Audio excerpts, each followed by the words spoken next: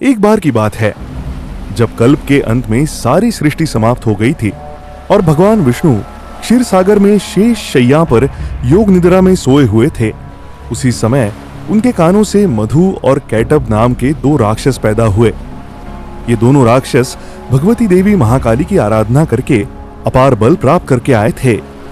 योग माया के मां काली स्वरूप ने उनको बहुत ही शक्तिशाली और बलवान बना दिया और उनको बल के प्रभाव से मोहग्रस्त कर दिया।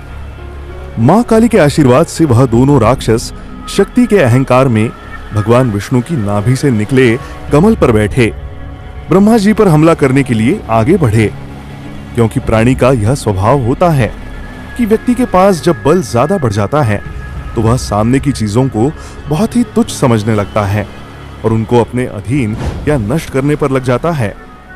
इसके साथ ही यह प्रकृति का नियम है कि मनुष्य बल के अहंकार में विध्वंसक ज्यादा हो जाता है और वह नकारात्मक काम ज्यादा करता है। मधु कैटब के सामने अभी तक केवल ब्रह्मा जी ही दिखाई पड़े थे, बाकी तो चारों तरफ जल ही जल था। विष्णु जी योग निद्रा में सोए हुए थे तो ब्रह्मा जी के ऊपर उन्होंने हमला कर दिया।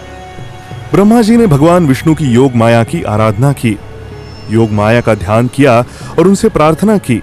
तब भगवान विष्णु की नेत्रों से योग माया प्रकट हुई और उन्होंने ब्रह्मा जी से पूछा, हे देवी, योग माया, महामाया, महाविद्या, तुम ही महाकाली, महासरस्वती, महालक्ष्मी हो। तुम ही से यह सारा संसार बना है, तुम्हारे ही कारण यह संसार चल रहा है। हे ब्रह्मा जी, बोलो आपने किस उद्देश्य से मेरा स्मरण किया है? मैं आपकी क्या सहायता कर सकती हूँ? हे माँ, इस समय भगवान विष्णु गहरी योग निद्रा में सोए हुए हैं।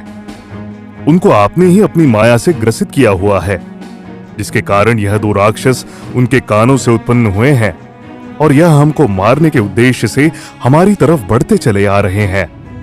इनसे हमारी रक्षा करने के लिए आप भगवान विष्णु की योग निद्रा को भंग करें, जिससे कि वह इन दोनों राक्षसों का अंत कर सके और हम पुनः सृष्टि की रचना करने में सफल हो सके। आप इन दोनों मधु और कैटब राक्षसों को मोहग्रस्त कर दो। ब्रह्मा जी की प्रार्थना सुनकर योग माया ने अपना प्रभाव हटा दिया और भगवान विष्णु योग निद्रा से जाग कर उठ गए थे और सामने ब्रह्मा जी को देखा। तब ब्रह्मा जी ने उनसे कहा, हे प्रभु, आपकी योग निद्रा में लीन होने के समय ये दोनों राक्षस मधु और कैटब आपके कानों से उत्पन्न हो गए हैं और यह दोनों राक्षस हमको खा जाने के उद्देश्य से मारने के लिए आतुर दिखाई पड़ रहे हैं। इनसे हमारी रक्षा कीजिए। ठीक है ब्रह्मदेव, मैं इन दोनों राक्षसों को मारकर आपको इनके भय से मुक्त कर देता हूं। दोनों राक्षसों के साथ भगवान विष्णु का युद्ध होने लगा। बहुत दिनों तक भगवान विष्णु ने दोनों राक्षसों के साथ युद्ध किया, परंतु वह दोनों को मारने में सफल न हो सके, क्योंकि मधु कैटब नाम के दोनों राक्षसों ने मां भगवती महाकाली से वरदान प्राप्त कर लिया था कि वह बहुत शक्तिशाली हो जाए, जिससे उनको कोई मार न सके। मां काली के वरदान पाने से मधु कैटब को बड़ा अहंकार हो गया और उधर भगवान ब्रह्मदेव ने योग माया से प्रार्थना की कि वह मधु को अपनी महामाया से प्रभावित कर उनको अहंकार से मदमस्त कर दे। जब भगवान विष्णु के साथ मधु और कैटब युद्ध करते करते भारी पड़ने लगे, तब योग माया ने अपना प्रभाव दिखाया और उन्होंने दोनों राक्षसों की बुद्धि को प्रभावित कर दिया। इसके प्रभाव से उनको इतना घमंड हो गया कि वह भगवान विष्णु को बहुत ही तुच्छ समझने लगे और उनसे मधु कैटब ने कहा, हम तुमसे बहुत प्रसन्न हैं, तुम हमसे कोई भी वर मांग लो। भगवान विष्णु ने उन दोनों राक्षसों से कहा, हे प्रभु, यदि आप मुझ पर प्रसन्न हैं, तो मुझे यह वरदान दीजिए कि तुम्हारी मृत्यु मेरे हाथों से हो। मधु कैटब ने विचार किया कि सारी सृष्टि तो जलमग्न है, यहाँ कहीं धरती तो दिखाई नहीं पड़ती है, इसलिए उन्होंने कहा, ठीक है पुत्र, हम तुमको ये वरदान देते हैं कि हमारी मृत्यु तुम्हारे हाथों से हो, परंतु यहाँ तो सब जगह जल ही जल है। तुम मेरी मृत्यु वही कर सकते हो जहाँ जल ना हो। किसी सूखी जगह पर ही तुम हमको मारने में सफल हो सकते हो।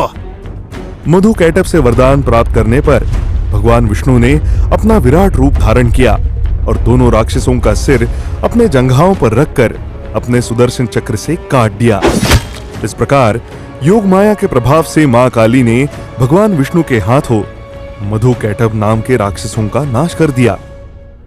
मधु कैटभ राक्षसों के नाश के बाद ब्रह्मा जी ने राहत की सांस ली।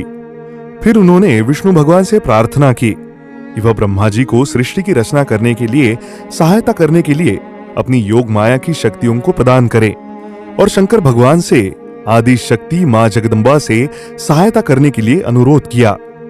तब भगवान विष्णु ने ब्रह्मा जी के पास अपनी योग माया को भेजा, और उधर शंकर भगवान ने भी आदि शक्ति मां जगदम्बा को ब्रह्मा जी के पास सृष्टि की रचना के लिए भेज दिया।